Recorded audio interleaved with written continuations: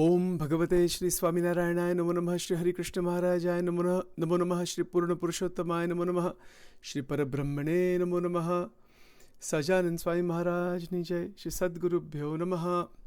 જય સ્વામિનારાયણ. સ્વામિનારાયણ spirituality.com અને YouTube ચેનલમાં દરેકનું સ્વાગત છે.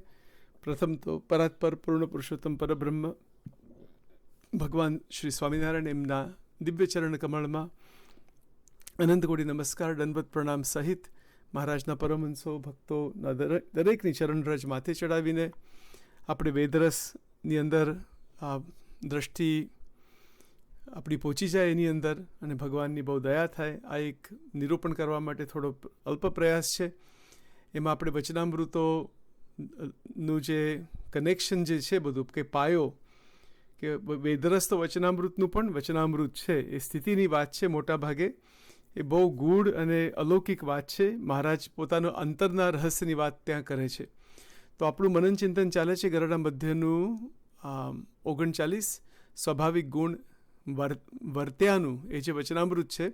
તો આપણે એની અંદર મહારાજ આવી રીતે વાત કરે છે, પોતાની સ્થિતિની વાત કરે છે અને ખરેખર એ મુક્તની સ્થિતિ હોય છે પણ એ એક મિશ લઈને આવી રીતે વાત કરે છે. આપણે જોયું કે સ્વપ્નમાં કેવી રીતે સ્વતંત્રતા રહ્યા કરે છે એ બહુ મોટી વાત છે. સ્વપ્ન અવસ્થા એટલી બધી વિચિત્ર અવસ્થા છે, એ બધું માયાનું જ કાર્ય છે પણ ભગવાન એ જીવ માટે એ અનુભવ આપે છે કારણ કે એનું બંધન એટલું બધું છે. પાર વગરનું બંધન સ્વપ્ન અવસ્થાની અંદર રહેલું છે અને પછી એ સ્વપ્ન અવસ્થામાં કોઈ ઘાટ સંકલ્પ પણ ના થાય અને ભગવાનની દયાથી કૃપાથી આ જે લૌકિક અનુભવ છે બધા સ્વપ્નમાં આપણે સગા સંબંધી દેખાય, પંચ વિષયોના અનુભવો હોય, જુદા જુદા પ્રકારના જે અનેક પ્રકારના અનુભવો સ્વપ્નમાં થતા હોય એ બધા બંધ થઈ જાય અથવા એનું પરિવર્તન થઈ જાય અને કેવળ દિવ્યતા રહે એની અંદર. એટલે અનુભવ તો થાય સ્વપ્નનો પણ એ સ્વપ્નની અંદર ભગવાન સ્વયં આવે. આવા શું કહેવાય કે આ વાત વચનામૃતમાં આવે છે કે જો ભગવાન અનુભવાય સ્વપ્નમાં દેખાય તો એટલું સાચું છે, બીજું બધું ખોટું માનવું. ખોટું એટલે આપણે એમાં કંઈ બંધન રાખવું ને એનું બહુ વિચાર કરવો જ નહીં વધારે એનો. એટલા માટે આપણે જાગ્રત અવસ્થાની અંદર જેટલી ભજન ભક્તિ કરીએ 9 પ્રકારની ભક્તિ કરવી અને આવી રીતે અખંડ સત્સંગ થયા કરે ચાલુ ને ચાલુ રહ્યા કરે તો બહુ ઉત્તમ છે. અખંડ સત્સંગ જાગ્રતની અંદર પ્રાપ્ત થાય તો એ તો બહુ અતિ દુર્લભ વાત છે. બાકી આપણે સત્સંગમાં જઈએ અને મંદિરોમાં જઈએ અને સભાઓમાં જઈએ અને બધું જાતનું બધું કરીએ એ તો એક ટકો છે. એ તો 1% પણ નથી પણ એટલે એ તો સારું છે, તે કરવું જ જોઈએ અને જવું જ જોઈએ. આજે સત્સંગના બધા પ્રોગ્રામ હોય, ઉત્સવ હોય, બધા હિન્દુ ધર્મના બધા ઉત્સવ હોય, સ્વામિનારાયણ ભગવાન નો જે સંપ્રદાય છે તેમાં મહારાજના બધા જે શું કહેવાય કે ચરિત્રોની વાતો થતી હોય, જે બધા પ્રગટ થયાનો ઉત્સવ હોય, બધું અનેક બધી વસ્તુ જે છે બાહ્ય રીતે જે સત્સંગ ચાલે છે મંદિરો દ્વારા, સંતો દ્વારા, બરાબર. એટલે એ બધું છે ને એ તો 1% છે. એ 1% પણ ના કહેવાય. ઇટ્સ લેસ દેન દેટ, બરાબર. It's like 0.01%. પણ એક કંઈક સ્ટાર્ટિંગ પોઈન્ટ છે, કંઈક શરૂઆત છે, બસ એટલી જ વાત છે. પણ એમાં પછી જાગ્રત અવસ્થાની અંદર પછી ઘોટાળો એટલો બધો રહ્યા કરે છે. ઘણીવાર આપણે સત્સંગમાં જઈએ, મંદિરોમાં જઈએ, બધું કરીએ પણ મંદિરમાંથી બહાર નીકળીએ ને ત્યારે બધા જગત સંબંધી વિચાર એટલા બધા આવી જાય કે પૂછો નહીં. એટલા માટે શ્રીજી મહારાજ અહીંયા જે કહે છે કે બહારથી સૂજે એટલી પ્રવૃત્તિમાં રહ્યા હોઈએ પણ જ્યારે અંતરદ્રષ્ટિ કરીને પોતાના આત્મા સામું જોઈએ તો કાચબાના અંગની પેઠે સર્વે વૃત્તિ સંકોચાઈને આત્મ સ્વરૂપને પામી જાય ને પરમ સુખ રૂપે વર્તાય. આપણા માટે આ લખેલું છે કે આવી રીતે આપણે કરવું જોઈએ, આવી રીતે આપણો અનુભવ હોવો જોઈએ. એમને ક્યાં અંતરદૃષ્ટિ કરવાનું ને આવું બધું કંઈ એમ તો કંઈ કરવાનું નથી. શ્રી પુરુષોત્તમ ભગવાન સ્વયં છે પણ એ એક શીખવાડવા માટે આવી રીતે બધી વાત કરેલી છે. કારણ કે થાય છે શું કે આપણે ઘણીવાર સત્સંગમાં જઈએ, સત્સંગ શિબિરોમાં જઈએ, સત્સંગ છાવણીમાં પણ જઈએ, ઘણીવાર કલાકો સુધી સત્સંગ ઘરે પણ કરીએ, ગ્રુપમાં પણ કરીએ અથવા શું કહેવાય કે મંદિરોમાં કરીએ પણ એવો એક પોઈન્ટ આવી જાય કે પછી વૃત્તિ ખસી જાય ભગવાનમાંથી અને જગત સંબંધી આસક્તિ અને આ બધું ચાલુ ને ચાલુ રહ્યા કરે, બહુ તકલીફ થાય છે. તો એટલા માટે શ્રીજી મહારાજ અહીંયા બતાવે છે કે પ્રવૃત્તિ તો કરવી પડે, પણ એ ગૌણ રીતે સાંસારિક પ્રવૃત્તિ કરી અને પછી અંતરદ્રષ્ટિ કરવાની.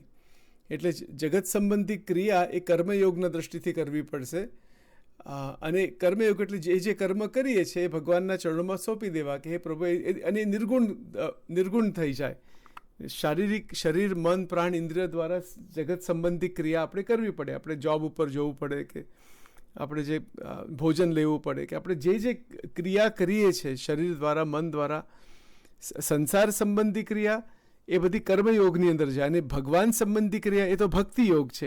એ પણ એક પ્રકારનું કર્મ જ છે, પણ એ ભક્તિમાં આવી જાય છે. અને આ જે કર્મ જે છે એમાં સમત્વ, એટલે એમાં કોઈ બંધન ના હોવું જોઈએ. એક જેમ ઘટે તેમ કરવાનું, કે સંસારમાં તો અનેક પ્રકારના અનુભવો છે, એ બધા અનુભવો ચાલુ જ રહ્યા કરે, પણ અંતઃકરણની અંદર કોઈ બંધન ના થાય એટલા માટે મહારાજ કહે છે કે બહારથી સૂજે એટલી પ્રવૃત્તિમાં રહ્યા હોઈએ, પણ જ્યારે અંતરદ્રષ્ટિ કરીને પોતાના આત્મા સમૂહ જોઈએ તો કાચબાના અંગની પેઠે સર્વે વૃત્તિ સંકોચાઈને આત્મ સ્વરૂપને પામી જાય અને પરમ સુખ રૂપે વર્તાય. આ આપણા માટે લખ્યું. હવે જો આ જે સ્થિતિ કેવી રીતે પ્રાપ્ત થાય, તો મહારાજ કહે છે કે અંતરદ્રષ્ટિ કરવી પડે. પણ થાય કેવી રીતે અંતરદ્રષ્ટિ? આપણે જ્યારે સાંસારિક ક્રિયા કરીએ, કોઈ પણ સાંસારિક ક્રિયા હોય, બરાબર, સગા સંબંધે મળવું હોય, કે ધંધો કરવો હોય, કે જોબ ઉપર, કે આપણે નોકરી કરતા હોય, કે જે ક્રિયા કરતા હોય, ક્રિયા કરતાં ભગવાનનું નામ લઈ શકાય તો બરાબર. ઘણીવાર ક્રિયા કરતાં ના પણ લેવાય, કારણ કે ક્રિયા બહુ અઘરી હોય. જેવી રીતે તમે કંઈક સર્જરી કરતા હોય, કે ડૉક્ટરનું કામ કરતા, કે એવું કંઈક કરતા હોય, તો તમે ભગવાનનું એ વખતે નામ લઈ ના શકો. ભગવાનનું નામ પહેલાં લઈ શકાય કે હે મહારાજ, તમે બધાનું કલ્યાણ કરો, સ્વામિનારાયણાય નમો નમઃ. એટલે એકવાર 5 વાર એવી રીતે નામ લઈ અને પછી આપણી જે ક્રિયા કરવાની, એમાં તમારું ફોકસ, કોન્સન્ટ્રેશન આપણું હોવું જોઈએ. અને જ્યારે એ બધું બંધ થઈ જાય પછી ફરીથી ભગવાનનું નામ લેવું અને પ્રાર્થના કરવી કે આ ક્રિયામાં કોઈ બંધન મારું થાય નહીં. એને કહેવાય આવી રીતે કર્મ માત્ર ભક્તિરૂપ થઈ જાય, બરાબર. એટલે એવી રીતે બહારથી ગમે એટલી સૂજે એટલી પ્રવૃત્તિ બધી ચાલતી હોય, બહારથી સૂજે એટલી પ્રવૃત્તિમાં રહ્યા હોઈએ. આપણા માટે બતાવેલું છે. મહારાજને તો ક્યાં એ બધું છે, કંઈ તો કંઈ ગમે તે, એ તો બધું એમની તો વાત જુદી છે, પણ આપણા માટે આ વાત કરેલી છે કે પ્રવૃત્તિમાં આપણે ગમે એવી પ્રવૃત્તિ કરવી પડે, સૂજે એટલી પ્રવૃત્તિ, એટલે જે ઘટે એટલી. પણ મહારાજ પછી આગળ શું કહે છે? પણ જ્યારે અંતરદ્રષ્ટિ કરીને પોતાના આત્મા સમૂહ જોઈએ. હવે એ અંતરદ્રષ્ટિ કેવી રીતે કરવાની, શું કરવાનું એની અંદર? તો એટલા માટે ભગવાનનું જે સ્મરણ છે કે જ્યારે આપણે ક્રિયા, સાંસારિક ક્રિયા કર્મયોગથી અને ભગવાનને સમર્પિત કરી દઈએ અને પાછા જ્યારે આપણે ભક્તિની અંદર લાગી જઈએ, ત્યારે આપણી જે વૃત્તિ જે છે એ અંતરસન્મુખ થઈ જાય. પણ એ મૂર્તિ જે છે, બહાર જે મૂર્તિ છે, એ જ મૂર્તિ આપણા અંતરમાં છે. એવી રીતે માનવું, એવી રીતે એમની ભક્તિ કરવી અને વૃત્તિ અંતરમાં લાવવી.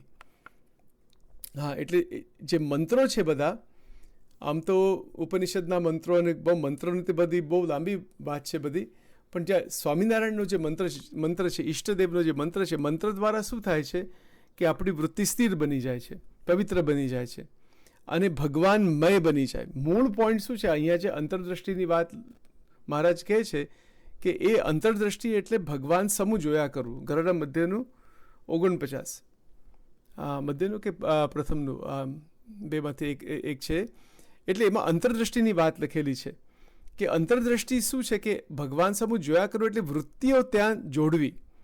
બાકી વૃત્તિ તો આ જગતમાં એટલી બધી ફેલાઈ ગયેલી છે, શબ્દ, સ્પર્શ, રૂપ, રસ, ગંધ એટલી બધી ફેલાઈ ગયેલી છે કે એનો કોઈ બંધનનો પાર નથી, બરાબર. એટલે પછી આપણું મન છે, આપણી વૃત્તિઓ, આપણી ઈચ્છાઓ, આપણી લાગણીઓ, ભાવનાઓ, એ બધું ફેલાઈ ગયેલું છે. એટલે ભગવતમય બની જાય પૂર્ણ રીતે. તો અને એવું કરવું જ પડે, કારણ કે એવી સ્થિતિ જ્યાં સુધી નથી થતી કે ભગવાનમય આપણી વૃત્તિ થતી નથી ત્યાં સુધી તો અંતરદૃષ્ટિ થવાની જ નથી. એટલે અંતરદૃષ્ટિ સાધના પણ છે અને સ્થિતિ પણ છે. બંને પોઈન્ટ છે, બંને મુદ્દાઓ. એક સાધના તરીકે કેવી રીતે કે જ્યારે પ્રવૃત્તિ કરીએ અને પછી બધી જ પ્રવૃત્તિ ભગવાનના ચરણોમાં મૂકી દે, પણ એ જગત સંબંધી પ્રવૃત્તિ, જેવી રીતે સગા સંબંધીને મળીએ, એમના સાથે કલાકો સુધી વાતો કરીએ, જે હોય, પણ પછી એની બધી સ્મૃતિ ચિત્તની અંદર રહ્યા કરે. બરાબર? તો શું કરવું? તો એવી રીતે એટલે ચિત્તમાં તો એ રહે કે એઝ અ મેમરી, એટલે ધ મેમરીઝ વિલ રિમેઇન. બરાબર? એની સ્મૃતિ એટલે એ તો રહેવું જોઈએ, પણ એના સાથે કોઈ બંધન નથી. એટલે બંધન તોડવા માટે જે જાગૃત અવસ્થામાં જે અનુભવો થતા હોય છે જગત સંબંધી, ભગવાન વિના બીજા જે રજોગુણ, તમોગુણ, સત્વગુણ, આ જગતના મનુષ્ય માત્ર, પશુ માત્ર, જગત સંબંધી જે આકાર છે, નામરૂપ, એવા બધા જે જગત સંબંધી અનુભવ જે છે, જે બંધનકારી અનુભવ છે, એની સ્મૃતિ તોડવા માટે આ અંતરદૃષ્ટિની વાત છે. જો બહારથી સૂજે એટલી પ્રવૃત્તિમાં રહ્યા હોઈએ, પણ જ્યારે અંતરદૃષ્ટિ કરીને, એટલે મહારાજ શું કહે છે કે અંતરદૃષ્ટિ કરો, આપણા માટે લખ્યું છે. અંતરદૃષ્ટિ કરીને પોતાના આત્મા સામું જોઈ. આત્મા ક્યાં છે? આપણે સ્વયં આત્મા છે, એના સામું જોવાનું. હવે આત્મા સામું આપણે એમની એમ તો નથી, આપણે જોઈ જ ના શકીએ. ગમે એટલું આમ આત્મા સામું જોવા માટે પ્રયત્ન કરીએ, પણ એક અંધારું જ દેખાય, કોઈ અનુભવ જ ના થાય એનો. એ જે મહારાજે કીધું ને કે પ્રકાશવાન સૂર્ય સરખો પ્રકાશવાન, વેદરસમાં જે લખ્યું, એ અનુભવ કેટલાને થાય? કોટી રવિ ચંદ્રની કાંતિ ઝાંખી કરે, એવા તારા ઉર વિશે નાથ ભાસે. એ કે એમને એમ થતું નથી એ. બરાબર? અને એ તો પછી નિર્બીજ સાધના છે, કેવળ મેડિટેશન કરો, ધ્યાન કરો, પણ ભગવાન સાથે કોઈ સંબંધ ના હોય તો એ નિર્બીજ છે. એમાંથી કંઈ આત્મદર્શન થતું ના હોય, અથવા થોડો કંઈક અનુભવ થતો હોય, પણ એમાં કંઈક બહુ સમ્યક આત્મદર્શન તો એવું બધું થતું નથી. બહુ અઘરું છે, એ થાય જ નહીં. શ્રીજી મહારાજો ના જ પાડી છે. એટલે ઈષ્ટદેવને વિશે જેટલી નિષ્ઠા એટલો જ આત્મા અનાત્માનો વિવેક. એ પણ આપણે વાત પહેલાં સારંગપુરના કંઈક વચન ચોથું કે પાંચમું કે એવું કંઈક છે, એની અંદર આપણે જોયું. તો અહીંયા જે વાત છે કે જ્યારે અંતરદૃષ્ટિ કરીને પોતાના આત્મા સામું જોઈએ, એટલે એ અંતરદૃષ્ટિ કેવી રીતે કરવી? તો ભગવાનની જે નખ શિખા પર્યંત મૂર્તિ છે એનું ધ્યાન કરવું. પહેલાં 9 પ્રકારની ભક્તિની અંદર આ 1 કલાક, 2 કલાક, 3 કલાક આવી રીતે સમય કાઢવો એના માટે. એટલે જગત સંબંધી પ્રવૃત્તિ આપણે કરીએ અને પછી આપણે ઘરે આવીને ઘણીવાર શું થાય છે, જોબ ઉપરથી આવે તો પછી ટીવી બધું જોયા કરીએ, ન્યૂઝ જોયા કરીએ, આ બધું કચરો બધું જોયા કરીએ. એટલે આપણું મન જે છે, જે અંતઃકરણ છે, એ આ જગતના અનુભવોથી એટલું બધું ભરાઈ ગયેલું છે અને એની અંદર એટલું બધું કે એટલા બધા બંધનકારી અનુભવો છે, તો ભગવાન જે અખંડ રહેવા જોઈએ એની અંદર મનમાં, એ થતું નથી. એટલા માટે જે 5 ઇન્દ્રિયોનો આહાર એ શુદ્ધ રાખવો પડે, પ્રથમનું 18મું. બાકી અંતઃકરણ ચોખ્ખું બની જ ના શકે.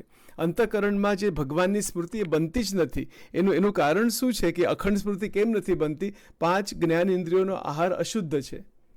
મહારાજે એટલું બધું આમ સચોટ વાત લખેલી છે પ્રથમના 18માં, કે ગમે એવા શાસ્ત્રનું જ્ઞાન હોય, ગમે તે વેદ મંત્રોનું બધું જાણતા હોય, પણ ઇન્દ્રિયોનો આહાર જો અશુદ્ધ રાખીએ તો ક્યારેય મુક્ત થઈ જ ના શકે કોઈ.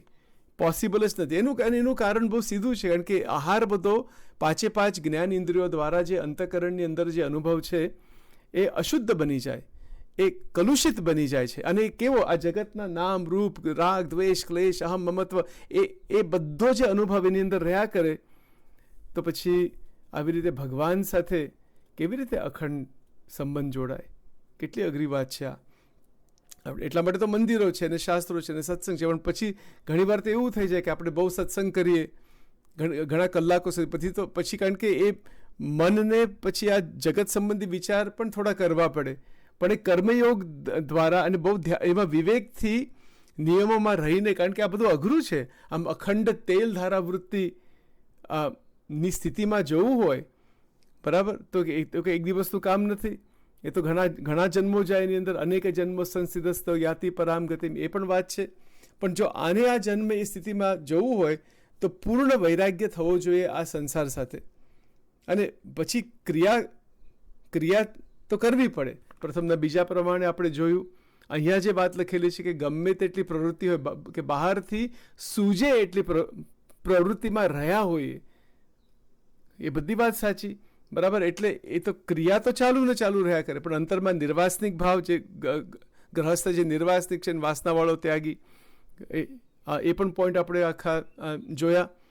એટલે આ બધું અંતઃકરણમાં એવી રીતે આપણે અંતરમાં લાવી શકીએ કે ક્રિયાઓ બધી ચાલુ ને ચાલુ રહ્યા કરે, પણ જગત સંબંધી ઈચ્છા, આસક્તિ, હા, એનો સંપૂર્ણ ત્યાગ. અને જ્યારે એનો સંપૂર્ણ ત્યાગ થાય છે ત્યારે આપણી તૈયારી થાય છે અંતરદ્રષ્ટિ કરવા માટે. બાકી અંતરદ્રષ્ટિ થાય જ નહીં, બાહ્ય જ દ્રષ્ટિ છે બધી. કે આજે એટલું બધું આ જગતની અંદર એવા બધા અનુભવો છે પંચ વિષયો દ્વારા કે જીવ એની અંદર એવો બંધાઈ ગયેલો છે કે અસંખ્ય જન્મ મરણ થયા જ કરે. અસંખ્ય કરોડો જન્મ લેવા પડે, આવી સ્થિતિ છે. કારણ કે એને સંસ્કાર જ બધા એવા છે, અને એવી રીતે આસક્તિ, અને આવી રીતે આ કામ, ક્રોધ, લોભ, મોહ, મત્સર, આ બધું ચાલુ ને ચાલુ જ રહ્યા કરે છે. દોષો બધા ટળતા ના હોય, પંચ વિષયનો આહાર અશુદ્ધ હોય. અને જો પંચ વિષયનો આહાર આપણે લિમિટમાં રાખી અને ભગવાન સંબંધી કરવા જઈએ તો અઘરું છે. કારણ કે એ એક પ્રકારનું વ્યસન થઈ ગયું છે આ પંચ વિષયો સાથે. અને એને ફેરવવું, એના માટે એવો સંગ જોઈએ, એના માટે મંદિરોમાં જવું પડે, સંતો પાસે બેસવું પડે, એવી રીતે પોતાની વ્યક્તિગત સાધના કરવી પડે, મહારાજ સાથે સંબંધ બાંધવો પડે. અને એવી રીતે કરતાં કરતાં આપણી સ્થિતિ બંધાય. જેને બાંધવી છે, જેને તો આ જગતની અંદર જ આ 3 ગુણની માયાની અંદર જ બધો અનુભવ કરવો છે. ઘણા તો એવું કહે છે ને કે અમને તો ખાવા ગમે ને ફરવા ગમે અને બધા વિષયો ભોગવા ગમે, અને એ જ કરવું હોય તો તમારી જેની જેવી ઈચ્છા. એમાંથી મુક્તિનો તો કોઈ પ્રશ્ન નથી આવતો, આત્મદર્શન, પરમાત્મા દર્શન કોઈ પ્રશ્ન જ નથી આવતો. એ તો એક ભૌતિક લેવલ ઉપર ઘણા મનુષ્ય એવી રીતે રહેતા હોય ને એવી રીતે દેહ છોડી દે, ફરીથી જન્મ મરણ ચાલુ જ રહ્યા કરે. પણ અહીંયા જે શ્રીજી મહારાજ બતાવે છે, સત્સંગી છે, ભગવાનના ભક્ત છે, જેને આધ્યાત્મનો માર્ગ લીધો છે, એની સ્થિતિ કેવી હોવી જોઈએ કે જ્યારે આપણે અંતરદ્રષ્ટિ કરવા માટે પ્રયત્ન કરીએ, અને એટલું જ નહીં, પણ જ્યારે બાહ્ય પ્રવૃત્તિમાંથી નિવૃત્ત થઈ જઈએ ત્યારે ભક્તિની અંદર આપણી વૃત્તિ હોવી જોઈએ. વ્યર્થ કાલીન ભક્તિ ભગવતો વિના. કાલ એટલે સમય કેવી રીતે વાપરવો તે ભગવાનની અખંડ ભક્તિ, અખંડ વૃત્તિની અંદર. અને એ મહિમાની આખી વાત છે. બાકી મહિમા વગેરે કશું થતું નથી. બાકી કોઈ પણ સત્સંગીઓ હોય, સાધુ હોય, કોઈ પણ એને કંઈક ને કંઈક લેવલ ઉપર જગત સંબંધી ઈચ્છા રહ્યા જ કરે. વિચાર કરો. એટલે કેટલું અઘરું છે. કારણ કે 3 કલાક, 4 કલાક, 8 કલાક, 15 કલાક ભજન કરીએ, 9 પ્રકારની ભક્તિ કરીએ, શ્રવણમ, કીર્તનમ, વિષ્ણુ, સ્મરણમ, પાદ સેવનમ, અર્ચનમ, વંદનમ, દાસ્યમ, સખ્યમ, આત્મનિવેદનમ, પ્રદક્ષિણા કરીએ, દંડવત કરીએ. પણ પછી એવો એક સમય આવી જાય કે જગત સંબંધી ઈચ્છા, જગત સંબંધી વાસના, ખાસ એ વસ્તુ જાગૃત થઈ જાય. 2 દિવસ પછી, 3 દિવસ પછી જગત સંબંધી ક્રિયા તો કરવાની હોય. કારણ કે શરીર ટકાવવા માટે આપણે પૈસા પણ જોઈએ, ઘર, સંસાર, કુટુંબ, પરિવાર બધું હોય છે, બરાબર ને. આ તો પ્રેક્ટિકલ વાત છે બધી. બાકી આપણે મોટી વાતો બધું કર્યા કરીએ, પણ ખરેખર જીવનની અંદર કેટલો અનુભવ છે આનો? કોઈને આત્માનો અનુભવ છે? અહીંયા જે અંતરદ્રષ્ટિની જે વાત લખેલી છે શ્રીજી મહારાજે, એ અનુભવ ઉપર લઈ જવા માટે છે. ને વેદરસની આખી વાત અનુભવ ઉપર છે, આખો વચનામૃતની વાત અનુભવ ઉપર છે. અને એમને એવી રીતે એનું કનેક્શન મૂક્યું છે કે સર્વ શાસ્ત્ર માત્રનો અને સાધના માત્રનો નિચોડ રાખીને સ્વરૂપ નિષ્ઠાનો નિચોડ એવું નિચોડ કર્યો છે કે આવું કોઈ કર્યું જ નથી, આખા સંસારમાં કોઈ કર્યું નથી. કેવું કહેવાય?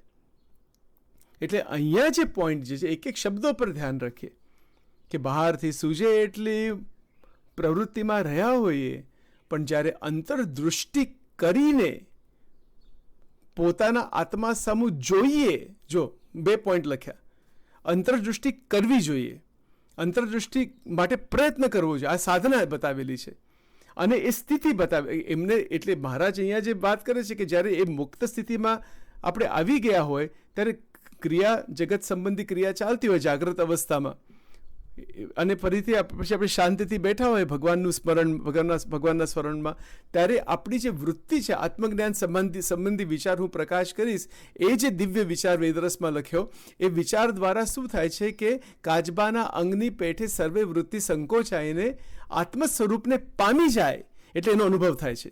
આત્મ સ્વરૂપ કેવળ આત્મનિષ્ઠા નહીં, કેવળ આત્મા હું છું એવી રીતે વાતો કરવી કે બોલવું એવું નહીં, એને પામી જાય છે. એટલે એનો અનુભવ, એટલે વૃત્તિ એને પામી જાય છે. એ વૃત્તિ જે શુદ્ધ, દિવ્ય, પવિત્ર એવી જે ભગવતમય વૃત્તિ જે છે એ આત્મા સ્વરૂપને પામી જાય છે. શું શબ્દ વાપર્યા છે! આહા, કેટલું સુંદર છે આ. અને એ પામી જાય એટલે એને દિવ્ય સ્થિતિનો અનુભવ થાય છે. હું આત્મા છું, બ્રહ્મ છું. આ વેદાંતની વાત આવી ગઈ. આ ભગવદ્ ગીતાના કેટલા બધા શ્લોક છે એની અંદર, કેટલા! મારે તો 1000 કલાક જોઈએ આપણે આ ભક્તને, એટલા બધા ગીતા, આખી પૂરી ગીતા આવી ગઈ એની અંદર. કેવું કહેવાય! અને કાચબાની વાત આપણે થોડા શ્લોકો જોઈશું. આપણે તો હજારો કલાક જોઈએ આનું વ્યવસ્થિત નિરૂપણ કરવા માટે, તો પણ એ ઓછું ને ઓછું જ રહે. તો પણ જેટલું થાય એટલું કરીએ, પણ અનુભવ ઉપર જવું તો પછી નિરૂપણ તો ઠીક છે, વાતો બધી બરાબર. આ બાકી મોટા વિદ્વાનો તો એક શબ્દ ઉપર પણ 1000 કલાક બોલી શકે, એવા પણ વિદ્વાનો છે. બધું સાચું, બધો એનો મહિમા ખરો. અનુભવ, શ્રીજી મહારાજે કેવળ નિરૂપણનો મહિમા કરવો કે કેવળ વાતો કરવી એવું નહીં, કે એમને અનુભવ ઉપર લઈ જવું છે, બીજું કશું જ નહીં. અનુભવની વાત જ છે બધી આ. કે આપણે સૂજે એટલી પ્રવૃત્તિ, કેટલી બધી પ્રવૃત્તિ હોય છે સંસારમાં. આજે સાધુ થઈ જાય તો પણ પ્રવૃત્તિ કેટલી બધી હોય, કે ગ્રહસ્થ હોય તો પણ પ્રવૃત્તિ હોય, કે આ જીવન સેવક હોય, કે આપણે સત્સંગમાં આવું બધું ઘણું બધું હોય છે. ગમે તે સ્થિતિમાં હોઈએ આપણે, કે આશ્રમમાં હોય કે જે હોય, પ્રવૃત્તિ તો બધાને હોય. કોને નથી પ્રવૃત્તિ તો કરવી જ પડે. પ્રવૃત્તિમાં નિવૃત્તિ, નિવૃત્તિમાં પ્રવૃત્તિ, આવી બધી વાત છે. એટલે શ્રીજી મહારાજ કહે છે કે જ્યારે અંતરદ્રષ્ટિ કરીએ ત્યારે બધી જે વૃત્તિઓ, જે ફેલાઈ ગયેલી વૃત્તિ, એ આપણા અંતઃકરણની અંદર આવી જાય. સ્થિર અંતઃકરણ કેવું બની જાય? સ્થિર. મંત્ર સાધના દ્વારા, ભગવાનની મૂર્તિનું ધ્યાન દ્વારા, સંત મહિમા દ્વારા, અને આપણું જે અંતઃકરણ છે એની અંદર જ્ઞાન રહેલું છે. એ જે વેદરસમાં જે વાત લખેલી મહારાજે, કે હું કૃપા કરીશ, બરાબર, હું વચન રૂપે આવીને અંતઃકરણની અંદર હું આવી જઈશ. કેવું કહેવાય! એ અંતઃકરણમાં આવી જાય ત્યારે શું થાય છે કે જગત સંબંધી જે નામ, રૂપ, આકાર બધા જે છે એનું બંધન તૂટી જાય. હા, બાકી એ બંધનમાં એટલું બધું આપણું મન રહેલું છે કે પૂછો નહીં. ખાસ તો આપણા મનગમતા વિષયો, સગા સંબંધીમાં આસક્તિ, બરાબર, પુરુષ માટે રૂપવાન સ્ત્રી, સ્ત્રી માટે રૂપવાન પુરુષ, આવી રીતે બાળકોમાં આસક્તિ, પશુ પક્ષીમાં આસક્તિ, પાર વગરની આસક્તિઓ છે. પાર વગરની ખાવા પીવાની આસક્તિ, રસાસ્વાદની આસક્તિ, તો એ બધી આસક્તિ ખલાસ થઈ જાય. એ કારણ કે મહારાજ કહે છે કે એ કૃપાથી, ભગવાનની ઉપાસના દ્વારા, ભગવાનની કૃપાથી આવી રીતે જ્યારે આપણે વૃત્તિને શાંત, જ્યારે વૃત્તિ શાંત, પવિત્ર અને સ્થિર બની જાય, મંત્ર સાધના દ્વારા, જનમંગલના પાઠ દ્વારા, ભગવાનની જે સાકાર મૂર્તિ જે છે એનું ધ્યાન દ્વારા, સંત મહિમા દ્વારા, આવી રીતે ભજન કીર્તન કરતા આપણી વૃત્તિ એટલી બધી પવિત્ર બની જાય છે. એટલે પહેલાં તો સ્થિર થઈ જાય, પવિત્ર બની જાય, એમાં ધીરજવાન આપણે બની જઈએ, શાંત બની જઈએ, વિચારવાન બની જઈએ, મનનશીલ બની જઈએ. આવી બધી સ્થિતિ છે. અને ભગવાનની એટલી બધી પ્રાર્થના અને ઉપાસના, એમાંથી શું થાય છે કે આ જે વચન જે છે, વચનામૃતના, શિક્ષાપત્રીના, વેદરસના, સત્સંગી જીવનના, ભક્ત ચિંતામણીના, આ બધા જે દિવ્ય વચનો છે, ભગવદ્ ગીતાના, પંચમ સ્કંદ, દસમ સ્કંદ, ભાગવતમના, આ વચનો બધા જે છે એ આપણા અંતઃકરણમાં એનો પ્રવેશ થાય છે. એટલે વચન જે બોલ્યા છે ભગવાન, એ વચન રૂપે કરીને તેના હૃદયને વિશે પ્રવેશ કરીશ. એટલે એ અંતઃકરણની અંદર મહારાજને જે કરાવવું છે, એમને જે કરવું છે, એવી રીતે વિચારધારા, આખી વિચારધારા ભગવતમય બની જાય છે. અને એવી રીતે કરતાં કરતાં કરતાં આપણા બધા વિચારો છે, મન, બુદ્ધિ, ચિત્ત, અહંકાર, બરાબર, એ જે અંતઃકરણની જે વિચારધારા છે એ ભગવાન સ્વામિનારાયણની જ વિચારધારા બની જાય છે. એમાં કોઈ ફરક નથી રહેતો.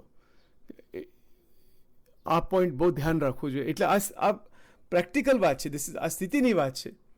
બહુ શાંતિથી સમજવું પડે આ, કે આપણી જે માયા સંબંધી વિચારધારા છે એનું પરિવર્તન થઈ જાય છે. અને ભગવાન કહે છે કે હું વચન રૂપે કરીને એવા જે મુમુક્ષુ ભક્ત જે છે તેના હૃદયને વિશે પ્રવેશ કરીને આત્મજ્ઞાન સંબંધી વિચારને પ્રકાશ કરીશ.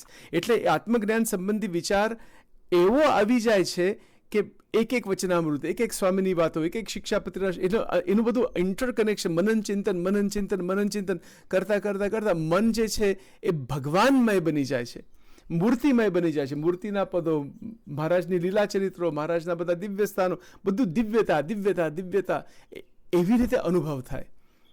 અને એવી રીતે એ અનુભવ થાય એટલે થોડા ટાઈમ માટે ને એ અખંડ જ એવી રીતે રહે, આવી સ્થિતિ છે. એટલે જ્યારે આવી રીતે આત્મજ્ઞાન સંબંધી વિચાર અંતઃકરણમાં આવી જાય ત્યારે શું થાય છે કે ત્યારે આ જે આપણી જે વૃત્તિઓ જે છે બધી ફેલાઈ ગયેલી વૃત્તિઓ અને જાતનું બધું જે ક્લેશ છે, બધા સૂક્ષ્મ શરીરનો કજિયો, જેમ સ્વામીની વાતોમાં લખ્યું, એ બધું ખલાસ થઈ જાય. એટલે આપણું અંતઃકરણ અતિ સ્થિર બની જાય છે. એટલે આપણે આમ બેઠા હોઈએ ધ્યાનમાં, કે આમ બેડ ઉપર પણ આપણે આમ you lying down on the bed, આમ શું કહેવાય કે પલંગ ઉપર સૂતા હોય, પણ એ સ્વપ્ન એવું ને, આમ શાંતિથી આમ વૃત્તિ એટલી બધી શાંત બની ગઈ હોય ત્યારે બધી વૃત્તિ અંતઃકરણમાં આવી જાય અને એ વૃત્તિ પવિત્ર બની જાય છે. એ પવિત્ર બની જાય અને એનાથી પણ પર છે એ દિવ્ય બની જાય. હવે આમાં ફરક છે. આપણી જે વૃત્તિ જે છે એ પહેલાં તો સ્થિર થઈ જાય, શાંત થઈ જાય, આપણે ધીરજવાન થઈ જઈએ, મનનશીલ થઈ જઈએ, આપણું શરીર અને મન એનું બધું સંતુલન બરાબર આવી જાય, દેહ, ઇન્દ્રિય, અંતઃકરણ બધા સંતુલનમાં, બેલેન્સમાં આવી જાય, 9 પ્રકારની ભક્તિ બધી ચાલતી હોય. આ બધું કરતાં આપણે મંદિરોમાં જે એનો મહિમા અતિશય સમજીને આ બધું 1% જ છે, બરાબર, 1% છે બધું. આ બેસિક વસ્તુ છે બધી. અને જો એમાં દ્રઢતા રાખીને જ્યારે આપણી વૃત્તિ નિર્મળ બની જાય છે, અતિશય પવિત્ર બની જાય, ત્યારે ભગવાન કૃપા કરે છે. અને એ પવિત્રની જે લેવલ છે એમાંથી દિવ્ય લેવલ ઉપર લઈ જાય છે. પવિત્રમાંથી દિવ્ય. It is a transition from purity to divinity. That is what it is. It is a transition from purity to divinity. સત્વગુણમાંથી એ બહાર કાઢીને દિવ્યતા સુધી લઈ જાય છે. અને એ જે દિવ્યતા જે છે એની વાત છે અહીંયા, કે જ્યારે અંતરદ્રષ્ટિ કરીને પોતાના આત્મા સામું જોઈએ. આ જે છે ને કે આત્મા સામું, અહીંયા જે લખ્યું છે કે પોતાના આત્મા સામું જોઈએ, એટલે આપણી બધી પૂર્વે જે કહી બધી સાધના બધી આવી ગઈ એની અંદર. એટલે પવિત્રતા તો થઈ ગઈ, અને વૃત્તિ એવી રીતે દ્રઢ થઈ ગઈ હોય, એવી રીતે એમાં તાકાત આવી ગઈ હોય કે એ વૃત્તિ બધી શાંત સ્થિર બની ગઈ હોય, અને કાચબાના અંગની પેઠે સર્વે વૃત્તિ સંકોચાય નહીં. એટલે વૃત્તિ ક્યારે સંકોચાય છે? એવી રીતે અતિશય મહિમાથી. કારણ કે જગત સંબંધી બંધન તૂટી જાય. નામ, રૂપ, આકાર, એના સાથે કોઈ બંધન નથી રહેતું, બિલકુલ નહીં, સહેજ પણ નહીં. પૂર્ણ સાધુતા, દિવ્ય સાધુતા અંતઃકરણમાં ગ્રહણ જેને કરી હોય, ત્યારે આ વૃત્તિ સંકોચાઈને આત્મ સ્વરૂપને પામી જાય છે. એટલે એ આત્મ સ્વરૂપને અનુભવ થાય છે. એટલે આપણે જેટલો સાધના કાળમાં જેટલો સત્સંગ કરીએ છીએ આના માટે કરીએ છીએ, પામી જાય છે. હા, એટલે એ આત્મતત્વનો અનુભવ થાય છે કે સૂર્ય જેવો જે પ્રકાશવાન, એટલે એ તો સૂર્યથી તો પર છે. સૂર્યનારાયણનું જે પ્રકાશ એ તો ભૌતિક પ્રકાશ છે, આ તો દિવ્ય પ્રકાશ છે. એટલે દિવ્ય તત્વ છે, એની અંદર ભગવાન રહેલા છે. આત્માનું તત્વ જે છે એ આત્માની અંદર જ ભગવાન રહેલા છે.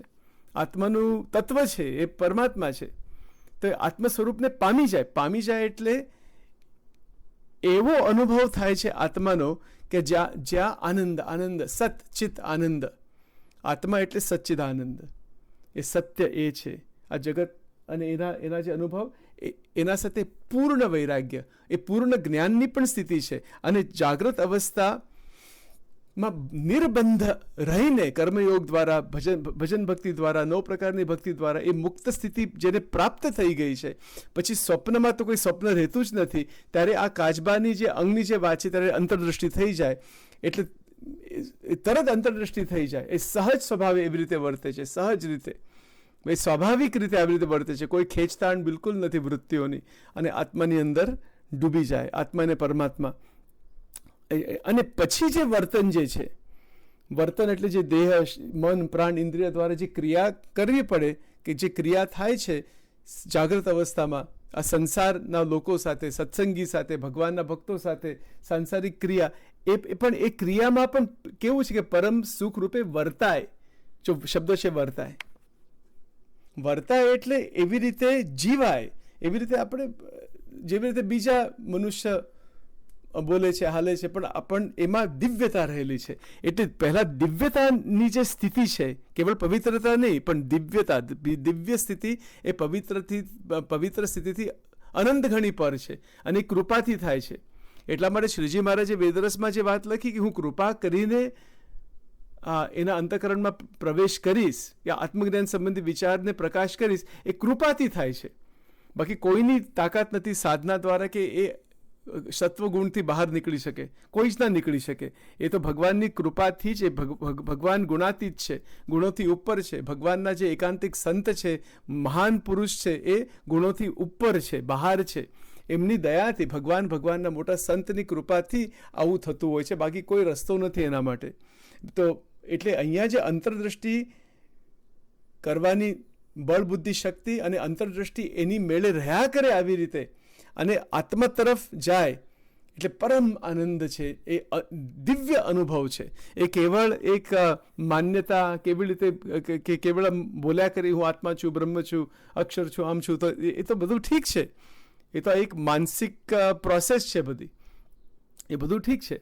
પણ અહીંયા સ્થિતિની વાત આવી ગઈ કે કાચબાના અંગની પેઠે વૃત્તિ સંકોચાઈને આત્મ સ્વરૂપને પામી જાય અને પરમ સુખ રૂપે વર્તાય.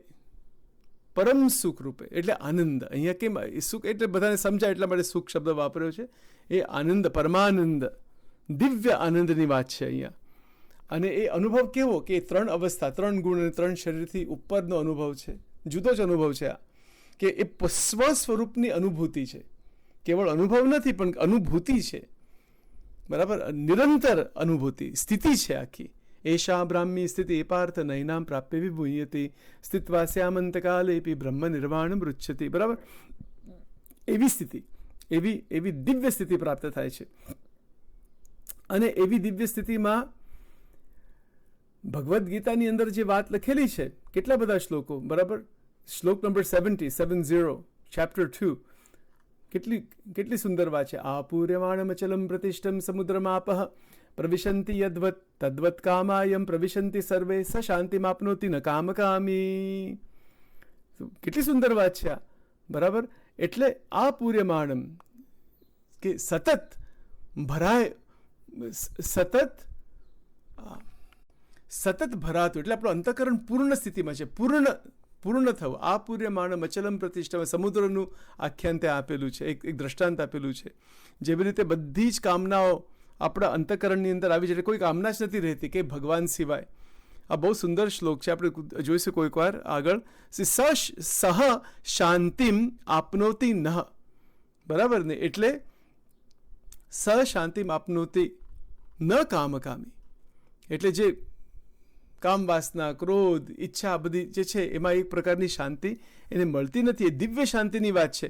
જ્યારે આ દિવ્ય શાંતિની વાત અહીંયા ગીતાજીમાં વાત લખી, એ જ વાત છે કે એવી રીતે ભગવાનની દયાથી, કૃપાથી પરમ આનંદ, અને એ આનંદની અંદર ભગવાન રહેલા છે, એ જ અક્ષરધામ છે. એટલે અણુ માત્ર છેટું નથી, પણ આ એક વૃત્તિનો પ્રશ્ન છે, દિવ્યતાનો પ્રશ્ન છે, પવિત્રતાનો પ્રશ્ન છે, અને પ્રેક્ટિકલ લાઈફમાં નિર્બંધ કેવી રીતે રહેવું, બંધન ક્યારે ના થવું જોઈએ, કે મારી વૃત્તિ, મારું મન ક્યાં બંધાયેલું છે, જેમ ગુણાતીતાનંદ સ્વામીની વાતોમાં લખેલું છે કે હું શું કરું છું અને શું થાય છે અને મારે શું કરવાનું છે, નિરંતર પાછા વાળીને જોયા કરવું, આવી વાત લખેલી છે ગુણાતીતાનંદ સ્વામીએ. બરાબર, એટલે આ એક વ્યક્તિગત પર્સનલ સાધના છે. પછી એમાં તો અભાવ અવગુણ રાગ દ્વેષનો તો કોઈ પ્રશ્ન જ આવતો નથી. એનું તો કોઈ સ્થાન જ નથી. જો અભાવ અવગુણ કોઈનો પણ આવી જાય તો અંતરદ્રષ્ટિ થાય જ નહીં. એ બરાબર, આ વિષય વાસનામાં આપણું મન બંધાયેલું તો અંતરદ્રષ્ટિ થતી નથી.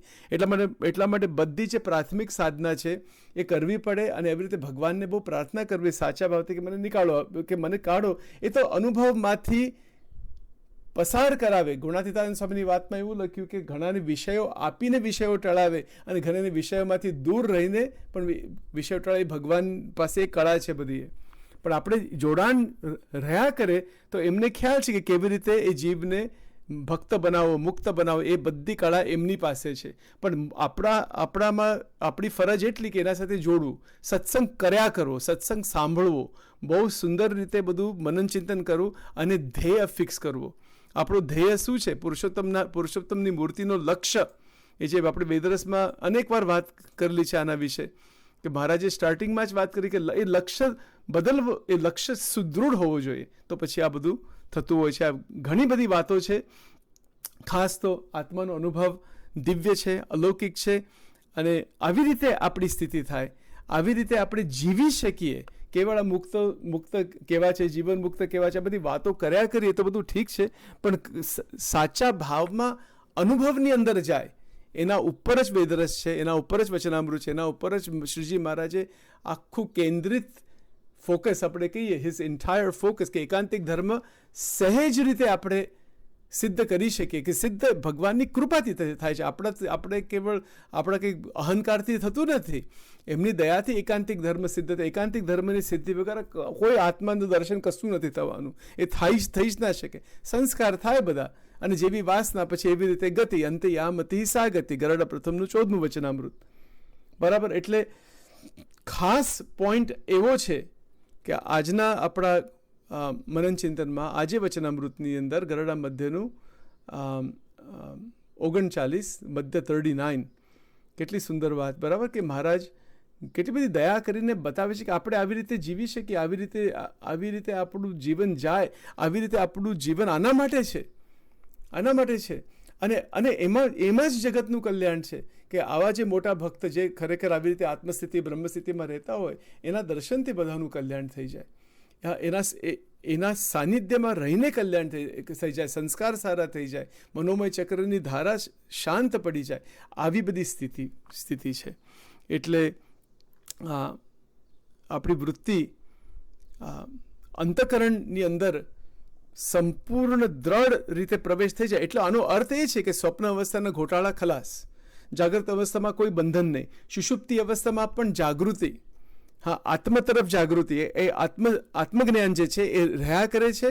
એ સુષુપ્તિ અવસ્થામાં પરમ શક્તિનો પ્રાદુર્ભાવ થાય છે, અને સુષુપ્તિનો સાક્ષી એવો જે આત્મા, એના વિશે અહમપણું. આવી રીતે આ વાક્ય અનેકવાર વેદરસમાં આવે છે કે સાક્ષીનો અનુભવ થાય છે.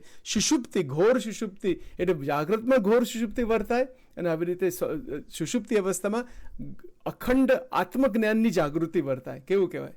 અને સ્વપ્નમાં ભગવાન આવે. હવે આનાથી કંઈ અધિક આપણે જોઈએ કેવી વાત છે. પછી એ તો બધું બરાબર, ગોલોક વૈકુંઠાધિક ધામ, ષટચક્ર છે, બધું અલૌકિક બધી વસ્તુ પણ દેખાય. બધી દેખાય તો પણ મહારાજ કહે છે ભલે દેખાય, એમાં શું દેખાય, તો પણ એ અંતરદ્રષ્ટિ નથી, એમાં બંધાવું નહીં. ખાસ પોઈન્ટ એ છે. આપણે પછી આગળ જોઈશું. ઘણી બધી વાતો કરવી છે. ભગવાનની દયાથી આવી રીતે મનન ચિંતન અખંડ ચાલુ રહે. આ તો બહુ મોટી વાત છે. ધીમે ધીમે આપણે આગળ વધીશું આની અંદર ભગવાનની દયા કૃપાથી. બાકી આ વાત તો બહુ ગજબની છે. હવે આખી ગીતા આપણે કેવી રીતે લઈ શકીએ? એની અંદર કેટલા બધા 700 શ્લોક છે ગીતાજીના. બધા જ શ્લોક આ એક લાઈનમાં આવી ગયા. એક શ્લોક એવું નથી કે આની અંદર નથી આવી ગયો. વિચાર કરો. હવે ભક્તિ યોગના શ્લોક છે, પુરુષોત્તમ યોગના શ્લોક છે. મય્ય આવેશ મનોએ મામ નિત્ય યુક્તા ઉપાસતે શ્રદ્ધયા પરયોપેતાસ્તે મે યુક્ત તમામતઃ. ગીતાજીની અંદર 12મા અધ્યાયમાં 20 શ્લોક છે. એમાં જે ભક્ત, સાચો ભક્ત કેવો હોવો જોઈએ એની બધી વાત છે. એ બધું જે છે ને એ એના માટે લખ્યું છે કે આવી સ્થિતિ થાય તો આપણી અંતરદૃષ્ટિ આવી રીતે કરી શકીએ, અને આ અંતરદૃષ્ટિ એની મેળે રહ્યા કરે, ને આત્મજ્ઞાન, આત્માનો અનુભવ, આત્મજ્ઞાનનો જે અનુભવ છે, આત્માનો જે અનુભવ છે, એ આત્મ સ્વરૂપને પામી જાય, શબ્દો ઉપર ધ્યાન રાખીએ અને પરમ સુખ રૂપે વર્તે. આખી ગીતા આવી ગઈ, આખી ભાગવતમ બધું જ આવી ગયું એની અંદર. તો આવી બધી વાત છે અને આપણે બસ મહારાજને પ્રાર્થના કરીએ કે આવી રીતે એ દયા કરે, કૃપા કરે, દરેક ઉપર આશીર્વાદ વરસે. અને આપણે પ્રયત્ન કરવાનો છે, મનન ચિંતન જેટલું થાય, ભજન કીર્તન મનન ચિંતન, અને બધા રાગ દ્વેષ અહમ મમત્વ, કેટલા ભેદભાવ આપણે સંપ્રદાયમાં જ કેટલા બધા ભેદભાવ ઊભા થાય છે, બધું કાઢીને ફેંકી દેવું પડે. ત્યારે આ આત્મજ્ઞાન થાય કે કોની સાથે ભેદભાવ રાખો, બધાની અંદર ભગવાન રહેલા છે. યોમામ પશ્યતિ સર્વત્ર સર્વમ ચ મયી પશ્યતિ તસ્યાહમ ન પ્રણશ્યામિ સચમે ન પ્રણશ્યતિ. આ સત્ય વાત છે. ભેદભાવ, રાગ દ્વેષ અહમ મમત્વ, એ બધું એનું કોઈ સ્થાન જ નથી, બિલકુલ રંચ જેટલું પણ સ્થાન નથી. એટલે મહારાજને પ્રાર્થના કરીએ કે સ્વામિનારાયણ સંપ્રદાય જે છે એ દિવ્ય સંપ્રદાય છે, એની એકતા રહે અને એ એક દીવાદાંડી રૂપ છે, એ કે આદર્શ સંપ્રદાય છે કે જેને લઈને આખા વિશ્વનું કલ્યાણ થાય એના દ્વારા. આપણે અંદર એટલું બધું જાતનું બધું કર્યા કરીએ, આ સંસ્થા બીજી સંસ્થા ત્રીજી સંસ્થા બિંસ્થાનું બધું કાઢીને મગજમાંથી બધા ભેદભાવ ફેંકી દેવા પડે. બાકી આ આત્મજ્ઞાન સંબંધી આત્મ સ્વરૂપની ઝાંખી પણ નહીં થાય, સપનામાં પણ નહીં થાય કે જાગૃતમાં પણ નહીં થાય કે શું તે થવાનું જ નથી. બધી વાતો થાય ને મંદિરો થાય ને બધું જ થાય, આત્માની ઝાંખી પણ ના થાય જ્યાં સુધી ભેદભાવ રાગ દ્વેષ મારું તારું આપણે સંપૂર્ણ મૂકી દેવું પડે, સંપૂર્ણ મૂકી દેવું પડે. શ્રીજી મહારાજે શું વાત લખી? સૂજે એટલી પ્રવૃત્તિ બરાબર છે, સંસ્થાઓ ચાલે બરાબર, આપણે અનેક મંદિરો ચાલે, અનેક બધી આપણે પ્રવૃત્તિ ચાલે, કેટલા બધા અલગ પ્રકારના ધર્મો પણ છે આખા વિશ્વમાં. પણ જ્યારે આત્મ સ્વરૂપની પ્રાપ્તિ થાય છે ત્યારે બધા ભેદભાવ ખલાસ થઈ જાય. અને ભેદભાવ રાખીને આત્મ સ્વરૂપની પ્રાપ્તિ થતી જ નથી, થઈ જ ના શકે. ગમે એટલા વચનામૃતોનો અભ્યાસ કર્યો હોય, ગમે એટલી સાધના કરી હોય, ગમે તે કર્યું હોય, બરાબર, ભેદભાવ છોડવા જ પડશે. એનું કોઈ આપણે શું કહે કે અપવાદ નથી. એ ભેદભાવ રાખીને કે આ તો મારી સંસ્થા, આ તો મારી પરંપરા, હું અને મારું, આની અંદર આ બધું આવી જાય ને એ બધો કચરો છે, ટ્રેશ, અને એ કાઢીને ફેંકી દેવું પડે, માઇન્ડમાંથી કાઢીને ફેંકી દેવું પડે. ત્યારે એકાંતિક સંત, રિયલ સંતનો મહિમા સમજાય કે સંતની સ્થિતિ કેવી છે. અને આપણે નથી કહેતા આપણે હિન્દુ છીએ, મુસ્લિમ છીએ, ક્રિશ્ચન છીએ, નાસ્તિક છીએ, આસ્તિક છીએ, આમ છે તેમ છે, અમીર છીએ, ગરીબ છીએ. આ બધા જે ભેદ છે એનાથી પર છે આત્મ સ્વરૂપ. મહારાજ કહે છે કે આત્મ સ્વરૂપને પામી જાય એટલે આ બધા જે ઇન ઇંગ્લિશ વિશે the divisive attitude and divisive activity has to completely be obliterated from the mind, otherwise there is no glimpse of the atma. બરાબર, ઇંગ્લિશમાં એવી રીતે આપણે કહી શકીએ. આ સત્ય વાત છે. કોઈને ગમે ના ગમે એ ભગવાનની દયા. આપણે તો મહારાજના વચન સામું દ્રષ્ટિ છે, બીજી ક્યાંય દ્રષ્ટિ નથી. અને મોટા સંતો સામું, મોટા સંતો ભલે સંસ્થાઓમાં હોય, કોઈ પણ સંસ્થા હોય ને એ એક માધ્યમ છે.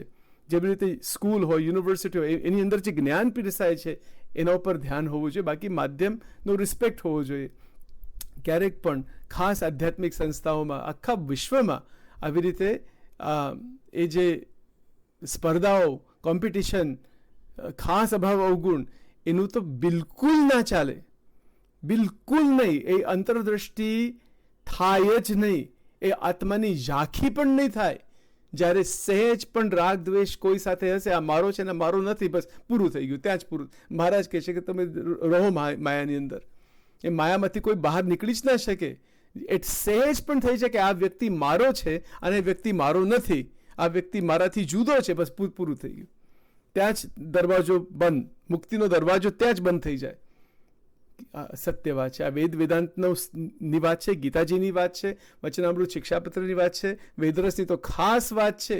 વેદરસમાં તો આપણે પછી જોઈશું કે કેવી રીતે એ જે વિધેય મુક્તની સ્થિતિ છે એ શું વાત છે એ આખી, અને કેવી રીતે ભેદભાવ, કયા પ્રકારના કેટલા લેવલ સુધી ભેદભાવ રહ્યા કરે છે, એ બધા કાઢીને ફેંકી દેવા પડે. અને પ્રેમ પ્રેમ પ્રેમ, ક્યારેક પણ એવો ભાવ ના હોય છે કે આ વ્યક્તિ, બધા જ આપણા છે, વસુદેવ કુટુંબકમ, અને દરેકની અંદર પરમાત્મા રહેલા છે. દરેકનું સારું જોવું, દરેકનું સારું ઈચ્છવું, ક્યારેક પણ નેગેટિવ વિચાર કોઈના કરવા નહીં, ક્યારેક પણ નહીં. મતભેદ તો બધા ચાલતા હોય, પણ જ્યારે અનુભવ થાય ને આત્મજ્ઞાનનો, કોઈ મતભેદ કોઈ સાથે રહેતો જ નથી, કારણ કે આત્મા સર્વત્ર છે, એ સર્વમાં એક જ પરમાત્મા રહેલા છે. તો અને એ પછી એક જુદી રીતે બધું દેખાય, એ આધ્યાત્મિક સત્ય દેખાય, આધ્યાત્મિક તત્વ અનુભવાય. એમની એમ બધી વાતો કર્યા કરવી એ બધું ઠીક છે, પણ એમાંથી બહુ ધ્યાન રાખવું જોઈએ કે આપણી વાણી, આપણા વિચાર, આપણી વૃત્તિ ક્યારેક પણ ભગવાનના ભક્તનું અપમાન ના થાય, અવગુણ ના આવે, ક્યારેક પણ ટીકાઓ ના થાય, ખોટી રીતે બધી જાત જાતની બધી ટીકાઓ, એ બહુ ધ્યાન રાખવું જોઈએ. એમાંથી એની જે ગતિ બહુ અવળી થાય અને કેટલાનું કલ્યાણ બગડી જાય. એટલે આવું બધું ક્યારે ના કરીએ એ મહારાજના ચરણોમાં પ્રાર્થના. માયાનો તો ભાવ બધે છે જ એવી રીતે, પણ ભગવાન સ્વામિનારાયણ એમના જે વચન છે, એમનું જે કાર્ય છે, એમનું જે સ્વરૂપ છે, એના ઉપર બરાબર ધ્યાન રાખવું જોઈએ. અને પછી જો પરંપરા બધી બરાબર છે, અનેક પ્રકારની પરંપરાઓ આજે આપણે સ્વામિનારાયણ સંપ્રદાયમાં જે વધતી જ જાય છે અને વધવાની, પણ અહમ, મમત્વ, રાગ, દ્વેષ, ભેદભાવ, અરે એકબીજાને મળવું, આપણી એકતા ના હોય, સંપ્રદાયિક એકતા, તો પછી શું થાય કે બહારના જે પરોક્ષના ભક્તો છે એમને તો આ બધું સમજાય છે, એમને પછી અવગુણ આવી જાય, અને એટલા હદ સુધી કે મહારાજનો અવગુણ આવી જાય, સંતોનો અવગુણ આવી જાય. એટલે એવું બધું આપણે ક્યારે ના કરવું જોઈએ. અને ક્યારે એ બંધ થાય, અહમ, મમત્વ, રાગ, દ્વેષ, ક્લેશ, આ ક્યારે બંધ થાય? જ્યારે સારા ગુણ, આપણે સારો ગુણ બીજાનું બોલી શકીએ. એક સંસ્થા બીજી સંસ્થાનું કંઈક સારું બોલી શકે? બોલી પણ નથી શકતા એકબીજાનું સારું, તો ધૂળ કલ્યાણ થાય, કોનું કલ્યાણ થાય? કલ્યાણ થઈ જ ના શકે.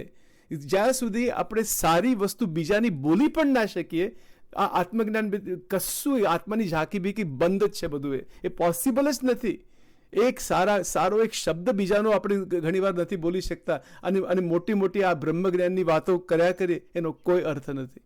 એ અનુભવ ઝીરો. ભગવાન કહે છે, વેદરસમાં ચોખ્ખું લખેલું છે કે કુસંગીનો પણ અવગુણ ના લેવો, સત્સંગીનો તો અવગુણ લેવો જ નહીં, અવગુણ તો લેવો છે. અને આપણે સારા ગુણ બીજાના સારા ગુણ બોલી નથી શકતા, તો કયા પ્રકારનું આધ્યાત્મ? આ તો આખા વિશ્વમાં આ સમસ્યા છે. કેવળ આપણા સ્વામિનારાયણ સંપ્રદાયની વાત નથી, આ તો આખા વિશ્વની અંદર આ સમસ્યા છે કે બીજાના સારા ગુણ જોવા, બીજાના સારા ગુણ ગાવા, પોતાના અવગુણ જોવા, તો પછી બંધન ખલાસ થઈ જાય. પ્રથમનું 6ઠ્ઠું વચનામૃત કોની તૈયારી છે? બાકી તો બધું સત્સંગ આપણે બરાબર છે, મંદિરો, શાસ્ત્રો, બધું જે છે બધું વધતું જાય. આપણે આપણા સંપ્રદાયમાં કેટલી પરંપરાઓ છે, પણ એક પરંપરા બીજી પરંપરાનું કંઈક સારું બોલી શકે છે? બરાબર. અને બોલે તો પણ તકલીફ થઈ જાય, કારણ કે ગ્રુપિઝમ. બરાબર, કે અમારો ગ્રુપ, બીજો ગ્રુપ, ત્રીજો ગ્રુપ, કંઈક ગ્રુપની કંઈક વાત છે આની અંદર વચનામૃતોમાં કે વેદરસમાં? એ બધું કાઢીને મગજમાંથી બહાર ફેંકી દેવું પડે. એટલા માટે શ્રીજી મહારાજે અનિર્દેશ શબ્દ વાપર્યો છે પહેલાં જ આ વેદરસની અંદર, કે હું અનિર્દેશથી બોલું છું. આપણે ત્યાં જવાનું છે, એવી સ્થિતિમાં જવાનું છે. સારા ગુણો તો લઈએ, એકબીજાને મળીએ તો ખરા. કેવું કહેવાય, એક સત્સંગી બીજા સત્સંગની મળતા નથી. અરે સત્સંગીની વાત તો ઠીક, એ ઘણા વૈષ્ણવ છે, ઘણા શૈવ છે, એ સ્વામિનારાયણ મંદિરમાં ના આવે. આપણા ઘણા સત્સંગી બીજા મંદિરોમાં ના જાય. મારું અને તારું અને અહમ અને મમત્વ અને આ બધું કાઢીને મગજમાંથી ફેંકી દેવું પડે, અને શિક્ષાપત્રની આજ્ઞાઓમાં રહેવું પડે. અને એ જો ના કરીએ ને, તો અંતરદ્રષ્ટિની જે શ્રીજી મહારાજે અહીંયા જે વાત લખેલી છે, એ તો સ્વપ્નમાં પણ કે જાગ્રતમાં પણ કે સુષુપ્તિમાં પણ ક્યારેક પણ આત્માની ઝાંકી થવાની જ નથી, અને જન્મ મરણનું ચક્કર મટે નહીં. શિક્ષાપત્રીનું જે ઉલ્લંઘન છે, મહારાજે કીધું એ તું સ્વૈરન કુબુદ્ધિથી એનું ઉલ્લંઘન થાય એટલે બધો દરવાજો બંધ. ભગવાનના ધામનો જે દરવાજો છે કે માર્ગ છે, બંધ થઈ જાય છે. પછી ગમે એટલા તિલક ચાંદલા કર્યા કે કંઠી પહેર્યો કે હજારો ભજન મોડે હોય કે XYZ, હું અને મારું, આ મારું મંદિર, આ મારી સંસ્થા, આ મારું કુટુંબ, આ મારી ભાષા, આ મારી જાત, આ બધું લઈને એનાથી બહાર નીકળવું પડશે. આ સત્ય વાત છે. કોઈને ગમે ના ગમે એ તો જેની જેવી ઈચ્છા. અહીંયાથી જે બોલાય છે એ એના માટે બોલાય છે કે ભગવાન દયા કરે, કૃપા કરે, અને આપણે ભેદભાવમાંથી બહાર નીકળે. ભેદભાવ વગર આત્મ સ્વરૂપની પ્રાપ્તિ ક્યારેય નહીં થાય, ક્યારેય નહીં. અને જ્યાં સુધી એ નથી થતી પ્રાપ્તિ, કે અનુભવ નથી થતો એનો, ત્યાં સુધી જે પરમ સુખ રૂપે વર્તાય, આનંદનો અનુભવ, આનંદની સ્થિતિ, એ એમાં એ સ્થિતિમાં આપણે રહી ના શકીએ. આ સત્ય વાત છે. શ્રીજી મહારાજના વચન છે, ગીતાજીના વચન છે, આપણે માનવું જ નથી. એટલે બીજું તો કંઈ નહીં, એ તો જગતની રીતે ચાલ્યા કરશે. પણ જેને મુક્ત થવું હોય, નિષ્કળાનંદ સ્વામી કહે છે કે ખરા ખપવાળાની ખોટરે, બરાબર ને, કે સાચા ભાવથી શ્રદ્ધા, ખપ, સમાગમ, અખંડ વૃત્તિ અને ફોકસ શ્રીજી મહારાજના બે ચરણ ઉપર, મહારાજની વાણી ઉપર, મહારાજનું કાર્ય ઉપર. એ ઈષ્ટ છે, એમને બધું જ બતાવેલું છે, કંઈ બાકી નથી રાખ્યું. અને એવી રીતે એના આધારે પછી આપણે પરંપરાઓમાં પ્રેમથી સત્સંગ કરો. જે પરંપરા હોય, જે સંસ્થા હોય, જે માર્ગ હોય, કોઈક પણ રિલિજન હોય, એમાં વાંધો નથી, કોઈ જરાક પણ વાંધો નથી. પણ રાગ, દ્વેષ, અહમ મમત્વ અને સારા ગુણો બોલવા તો ખરા બીજાના. કેવું કહેવાય, આપણે એટલું પણ નથી કરી શકતા. કયા પ્રકાર આધ્યાત્મનું ખૂન કર્યો કહેવાય તો આ તો. અને અવગુણ લેવા, બરાબર. એટલે અખંડ સદગુણ બીજાના જોવાના. ગમે તે વ્યક્તિ હોય એનાથી કંઈક સારું જોવું, ત્યારે બ્રહ્મસ્થિતિ થાય, ત્યારે આવી અંતરદ્રષ્ટિ થાય, ત્યારે બ્રહ્મનો અનુભવ થાય, ત્યારે ભગવાન સ્વામિનારાયણનો અનુભવ થાય, ત્યારે અવતારોનો અનુભવ થાય. બાકી તો બધી વાતો છે અને વાતો જ રહે. આ બહુ આમ ચોખ્ખી વાત, ઓપનલી વાત કરીએ છીએ, કારણ કે એ વાત સત્ય છે. એ સચિન કહે છે એટલા માટે, સચિન માટે જ છે. આ તો એક ગીતાજીના આધારે, શાસ્ત્રોના આધારે, મોટા સંતના આધારે, 64 લક્ષણવાળા જે સંતના આધારે કોની તૈયારી છે. અને જેની તૈયારી હોય ને આના માટે, ભગવાન દોડીને આવશે આપણી પાસે. ગેરંટી વાત છે આ સહજાનંદ સ્વામી મહારાજની છે.